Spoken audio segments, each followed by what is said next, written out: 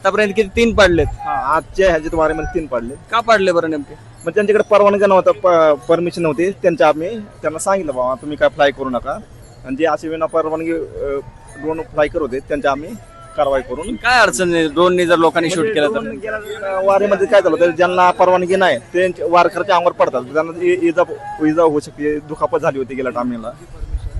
त्यामुळे आम्ही जर कोणाला जर ड्रोन फिरवायचा आहे तर मग कशी परमिशन मग ते SP साहेबांची परमिशन घ्यावं लागते. ज्यांच्याकडे अधिकृत परवानगी असतो, मला त्यांचा एक कोर्स असतो 5 दिवसाचा, ज्यांच्याकडे कोर्स वगैरे झालेला आहे अशांना परवानगी दिली जाते. हे तुम्ही कसं ओळखता की हा ड्रोन परमिशन वाला आहे, दुसरा ड्रोन विना परमिशन? मग ते ज्यांचे परमिशन त्यांचे नामावली ते आमच्याकडे, ते आमचे संपर्क करून सांगतात की आमच्याकडं आम्ही ड्रोन फ्लाय करणार म्हणून. मग ते अशांना आम्ही पण ही गन मशीन कसं डिटेक्ट करते, कसं ओळखते की हा आपला? आम्ही Permission वाला आहे. तसं नाही, परमिशन वाला काय डिटेक्ट करत नाही, जे आपण फ्लाय करतो त्याच्यावर आपण हे करतो. आता फ्लाय मशीनने आता